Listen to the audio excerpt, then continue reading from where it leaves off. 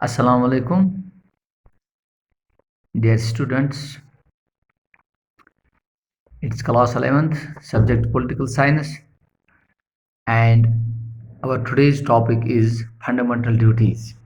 तो जैसा कि आपको मालूम है, we are continuing with the chapter fundamental rights.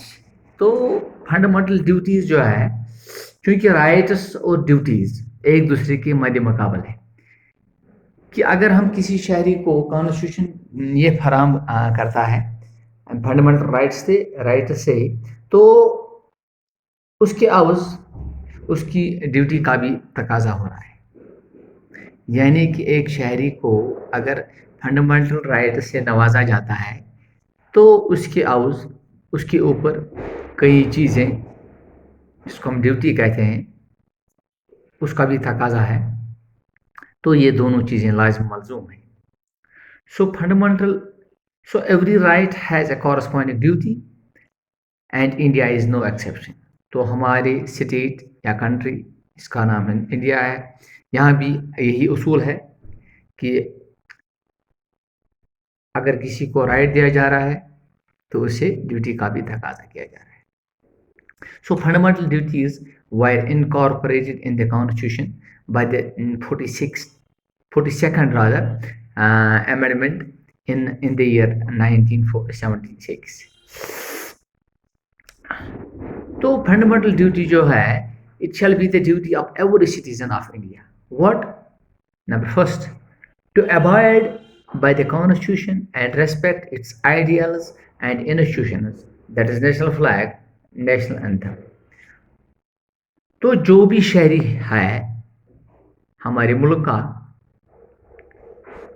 उसको ये मानना पड़ेगा कि कानून में, कॉन्स्टिट्यूशन में जो भी चीज़ें हैं उसको मानना पड़ेगा, और जो आइडियल्स है या इंस्टीट्यूशंस है, जैसे कि मुख्तलिफ़ किस्म के इंस्टीट्यूशंस है, सुप्रीम कोर्ट है, इलेक्शन कमीशन ऑफ इंडिया है, या कई और, इनको इन सब इंस्टीट्यूशंस को उसके ताबी रहना है।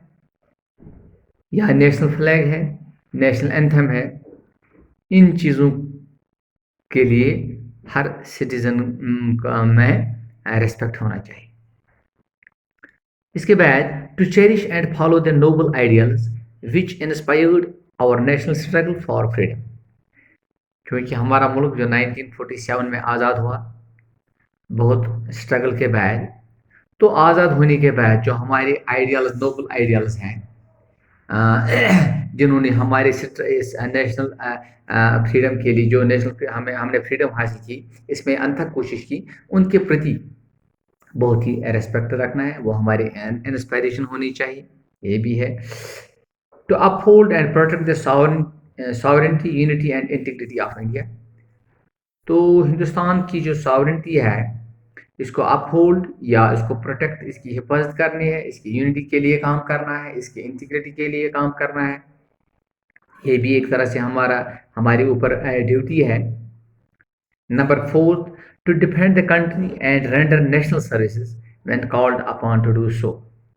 तो जो हमारा मुल्क है, इसकी सर्विस के लिए जब भी हमें बुलाया जाएगा, हमसे कहा जाएगा आप ये ऐसा करो, तो हमें तैयार रहना है। और to promote harmony and the spirit of common brotherhood amongst all the people of India, irrespective of religion, linguistic and sectional diversities. तो हम सबको ये मालूम है कि जो हमारा मुल्क है, यहाँ पे मुख्तलिफ ये डाइवर्स नेचर है। तो यहाँ पे मुख्तलिफ मज़ाहिब के लोग रहने वाले हैं, मुख्तलिफ ज़बान से ताल्लुक़ रखने वाले हैं, लेकिन हम सबको क्या करना है, जो भी यहाँ का शहरी है उसको प्रमोट हार्मनी करना है और ब्रदरहुड, एक तरह से ऐसा माहौल बनाना है जिसमें कि सब आराम से रहें। तो इसमें वो चीज़ें, ये मज़हब या इलाकाई भेदभाव, इन चीज़ों को जहन में नहीं रखना है। और सबसे बड़ी बात यह है कि डिग्निटी ऑफ वुमन को प्रमोट करना है। इसके बाद, to value and preserve the rich heritage of our composed culture. तो جو ہماری ہیریٹیج ہے، جس جس کے لیے ہمارا ملک جانا جاتا ہے، اس کو پرزرو کے لیے اس کی پرزرویشن کے لیے کام کرنا ہے. To protect and improve the natural environment, including forests, lakes, rivers, wildlife, and to have compassion for all living creatures. تو جن چیزوں کا ذکر میں نے کیا، جس میں سے فارسٹس آتے ہیں، لیکس آتے ہیں، ریورس ہے، جو ہماری یہاں پہ سبھیتا ہے، نیچرل انوائرمنٹ، اس کو اس کی امپرومنٹ کے لیے یا اس کی پروٹیکشن کے لیے کام کرنا ہے، اور جو جتنے بھی لیونگ کریچرس ہیں، ہاں، ان کو ان کی حفاظت کے لیے کام کرنا ہے. تو اس کے بعد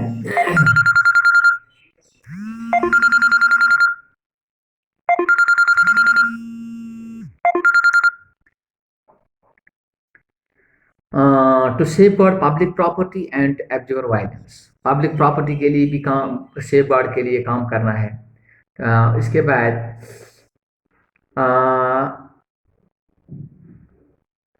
تو as a citizen of India, we must follow the fundamental duties, but it must be noted that the enjoyment of our rights is not dependent upon fulfillment of duties. It has changed in any way the states of our fundamental rights. Thank you.